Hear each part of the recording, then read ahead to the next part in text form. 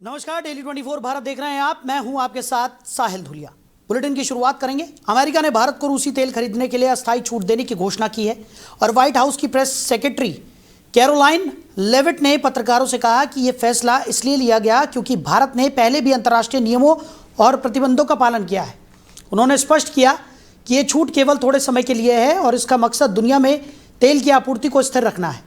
Levitt ने कहा कि इससे रूस को कोई बड़ा आर्थिक लाभ नहीं होगा। ये कदम वैश्विक तेल बाजार में आई अस्थायी कमी को पूरा करने के लिए उठाया गया है। ये फैसला अमेरिकी राष्ट्रपति डोनाल्ड ट्रंप, वित्त विभाग और राष्ट्रीय सुरक्षा अधिकारियों के साथ चर्चा के बाद लिया गया। व्हाइट हाउस ने बताया कि ये छूट मुख्य रूप से ईरान युद्ध के कारण ग्लोबल ऑयल सप्लाई में आई रुकावट को देखते हुए दी गई है।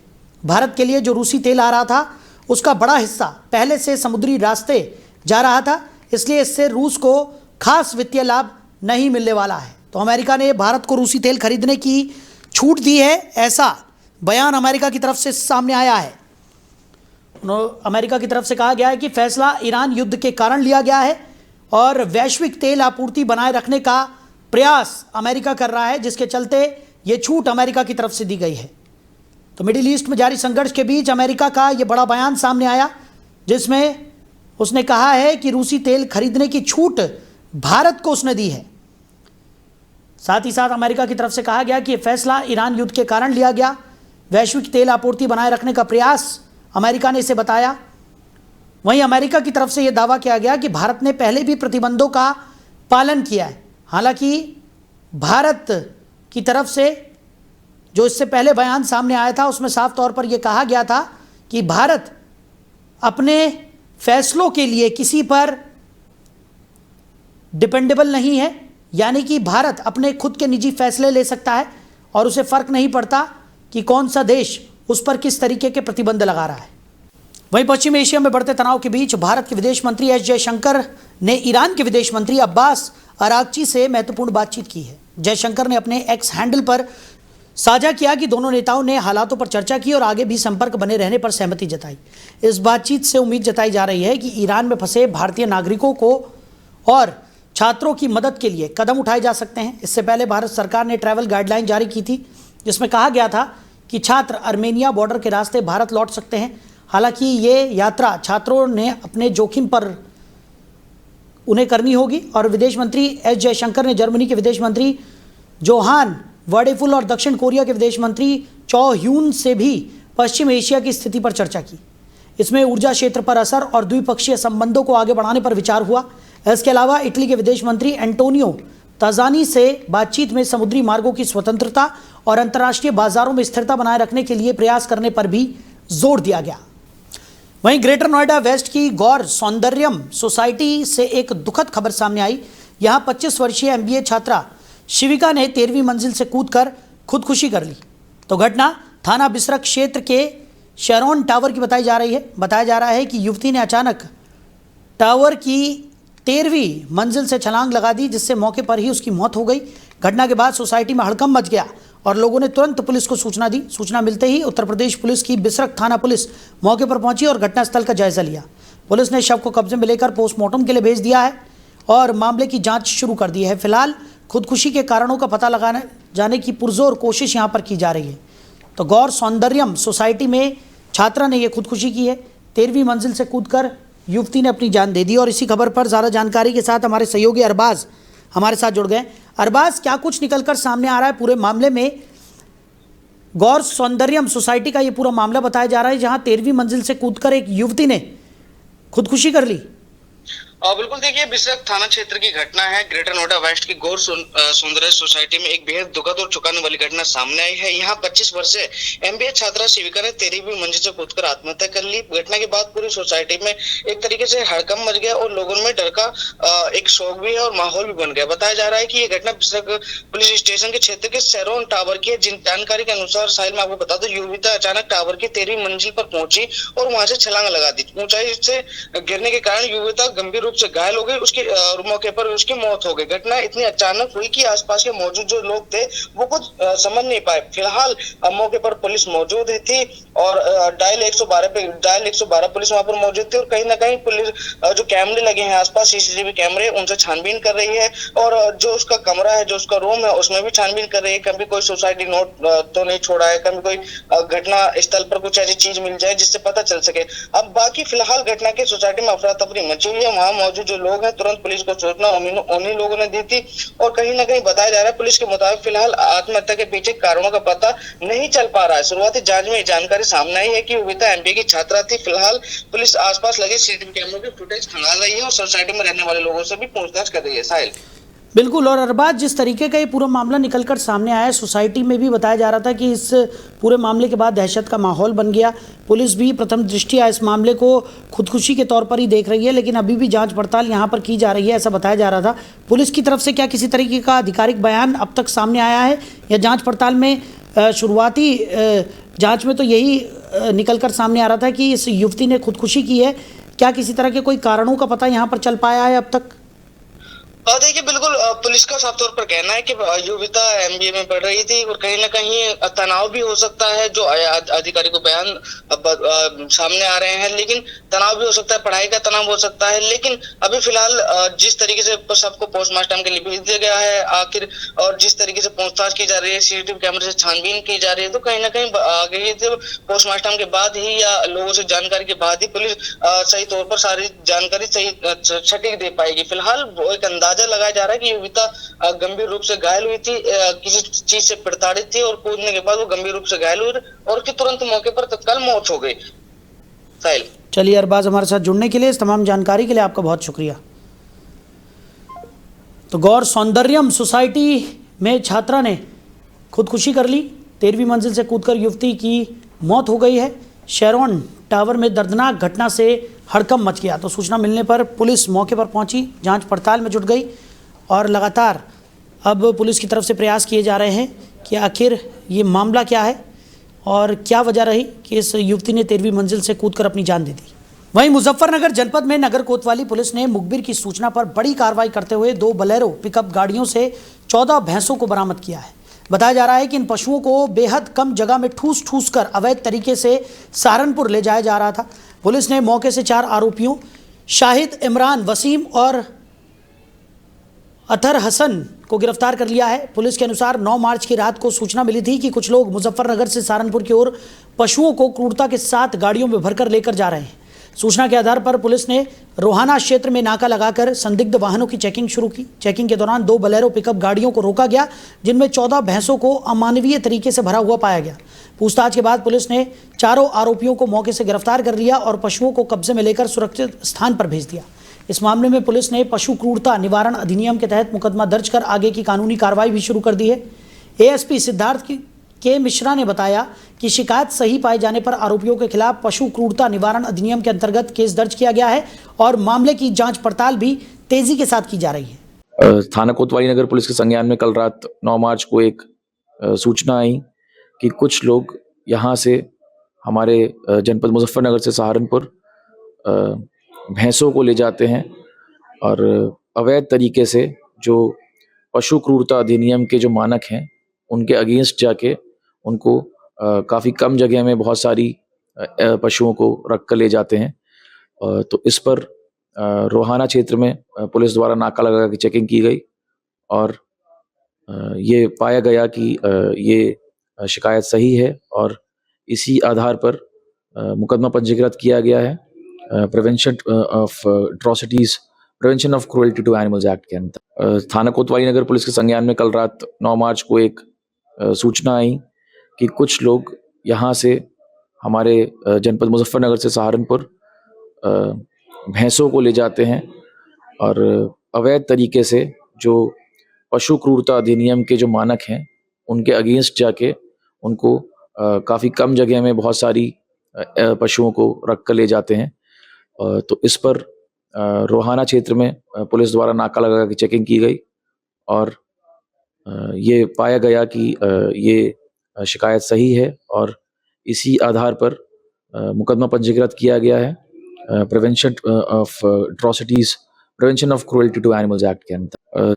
वहीं मुजफ्फरनगर में छात्रों के दो गुटों के बीच सड़क पर जमकर विवाद और मारपीट हुई। ये घटना खालापार क्षेत्र में सामने आई, जहां दोनों पक्षों के लोग आपस में भिड़ गए और लात घुसो बेल्ट के प्रहार तक की घटनाएं हुई। मारपीट के दौरान सड़क पर भीड़ जमा हो गई और ट्रैफिक जाम लग गया। घटना का वीडियो सोशल मीडिया पर तेजी से वायरल हुआ, जिसमें छात्रों के बीच हिंसक झड़प दिखाई दी। स्थानीय लोगों ने बताया कि विवाद शुरू में मामूली कारणों से हुआ था, लेकिन जल्द ही दोनों पक्षों में गाली गलौज और हाथापाई शुरू हो गई। मारपीट से आसपास के क्षेत्र में अफरा तफरी मच गई। मुजफ्फरनगर पुलिस ने बताया कि मामले की जानकारी मिलने के बाद तुरंत टीम मौके पर पहुंची। पुलिस ने स्थिति को नियंत्रण में लिया और दोनों पक्षों को शांत कराया। हालांकि अभी तक किसी को गिरफ्तार नहीं किया गया है। पुलिस ने स्थानीय छात्रों और युवाओं से अपील की है कि वो किसी भी प्रकार के हिंसक संघर्ष में न शामिल हों और विवादों को शांतिपूर्ण तरीके से सुलझाने का प्रयास करें। वीडियो और मारपीट की जांच की जा रही है और दोषियों के खिलाफ कड़ी कार्रवाई की संभावना भी जताई जा रही है। वहीं मुजफ्फरनगर में कार के अनियंत्रित होने से बड़ा हादसा हुआ। घटना थाना सिविल लाइन क्षेत्र के सर्कुलर रोड पर हुई। जानकारी के अनुसार एक कार सड़क पर नियंत्रण खो बैठी और सड़क किनारे खड़े नारियल पानी के ठेले में जा घुसी। ठेले पर खड़े रिजवान की हादसे में दर्दनाक मौत हो गई। रिजवान मैदान के बाहर अपना नारियल पानी का ठेला लगाता था। हादसे के समय वो ठेले के सामने ही मौजूद था और कार की टक्कर से गंभीर चोटें उसे आई। सड़क हादसे का पूरा वीडियो पास लगे सीसीटीवी कैमरे में कैद हो गया। घटना के बाद पुलिस मौके पर पहुंची और हादसे की जांच शुरू की। पुलिस ने रिजवान के शव का पंचनामा भरकर पोस्टमार्टम के लिए भेज दिया। स्थानीय लोगों ने बताया कि सड़क पर कार तेज गति से चल रही थी, जिसके कारण ये दर्दनाक घटना हुई। पुलिस ने इलाके में सुरक्षा और ट्रैफिक नियमों के पालन के लिए चेतावनी जारी की है। थाना सिविल लाइन पुलिस हादसे के कारणों की जांच कर रही है और वाहन चालक के खिलाफ आवश्यक कानूनी कार्रवाई करने की बात कही है। आज सुबह एक एक्सीडेंट की घटना जीआईसी ग्राउंड के सामने सर्कुलर रोड पे होती हुई एक कैमरे में भी कैद हुई है और इसकी सूचना पुलिस को मिली है, जिसमें एक युवक की एक काफ़ी दुखदायी मृत्यु हो गई है। पुलिस द्वारा मौके की जांच की जा रही है और मुकदमा लिखा जा चुका है। आगे की कार्रवाई जल्दी की जाएगी। आज सुबह एक एक्सीडेंट की घटना जीआईसी ग्राउंड के सामने सर्कुलर रोड पे होती हुई एक कैमरे में भी कैद हुई है और इसकी सूचना पुलिस को मिली है, जिसमें एक युवक की एक काफ़ी दुखदायी मृत्यु हो गई है। पुलिस द्वारा मौके की जांच की जा रही है और मुकदमा लिखा जा चुका है। आगे की कार्रवाई जल्दी की जाएगी। आज सुबह एक एक्सीडेंट की घटना जीआईसी ग्राउंड के सामने सर्कुलर रोड पे होती हुई एक कैमरे में भी कैद हुई है और इसकी सूचना पुलिस को मिली है, जिसमें एक युवक की एक काफ़ी दुखदायी मृत्यु हो गई है। पुलिस द्वारा मौके की जांच की जा रही है और मुकदमा लिखा जा चुका है। आगे की कार्रवाई जल्दी की जाएगी। आज सुबह एक वहीं मुजफ्फरनगर जनपद में पुलिस ने ऑपरेशन सवेरा के तहत बड़ी कार्रवाई करते हुए एक गांजा तस्कर को मुठभेड़ के बाद गिरफ्तार कर लिया। मुठभेड़ के दौरान पुलिस की गोली लगने से हिस्ट्री शीटर गांजा तस्कर सतेंद्र उर्फ पप्पू घायल हो गया, जिसे उपचार के लिए अस्पताल में भर्ती कराया गया है। पुलिस के अनुसार बुढ़ाना कोतवाली क्षेत्र में बस्सी और चंडेड़ी मार्ग पर चेकिंग के दौरान संदिग्ध वाहन को रोकने का प्रयास किया गया। इस दौरान आरोपी ने पुलिस पर फायरिंग कर भागने की कोशिश की। जवाबी कार्रवाई में पुलिस की गोली लगने से आरोपी घायल हो गया और उसे मौके से पकड़ लिया गया। तलाशी के दौरान पुलिस ने आरोपी के कब्जे से करीब 21 किलो गांजा, एक तमंचा और कारतूस बरामद किया। इसके अलावा तस्करी में इस्तेमाल की जा रही एक इको कार भी पुलिस ने कब्जे में ले ली है। पुलिस अधिकारियों के मुताबिक आरोपी सतेंद्र उर्फ पप्पू एक हिस्ट्री शीटर है और उसके खिलाफ एनडीपीएस एक्ट सहित करीब आधा दर्जन मुकदमे पहले से दर्ज हैं। फिलहाल पुलिस आरोपी से पूछताछ कर रही है और मामले में आगे की कानूनी कार्रवाई की जा रही है। तो ऑपरेशन सवेरा में पुलिस और तस्कर के बीच में ये मुठभेड़ हुई है। पुलिस की गोली लगने से गांजा तस्कर घायल हो गया। बताया जा रहा है कि पुलिस ने तस्कर को रोकने का प्रयास किया और इसी दौरान तस्कर ने पुलिस पर गोली चला दी। पुलिस की जवाबी कार्रवाई में तस्कर घायल हो गया।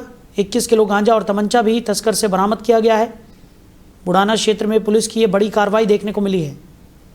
तो ऑपरेशन सवेरा में पुलिस और तस्कर के बीच में ये मुठभेड़ हुई, जिसमें पुलिस की गोली लगने से ये गांजा तस्कर घायल हो गया, जिसके पास से 21 किलो गांजा और तमंचा भी पुलिस ने बरामद कर लिया। एक बड़ी सफलता, एक बड़ी कार्रवाई बुढ़ाना क्षेत्र में पुलिस की दिखाई दी। थाना बुढ़ाना के चौकी इंचार्ज उमरपुर और चौकी इंचार्ज गढ़ी शेखावत बसी तराई पर आज चेकिंग कर रहे थे। उसी समय एक इको गाड़ी आती हुई दिखाई दी। उसको रुकने का इशारा किया तो वो बसी गांव होते हुए चंदेड़ी रोड की तरफ भागी।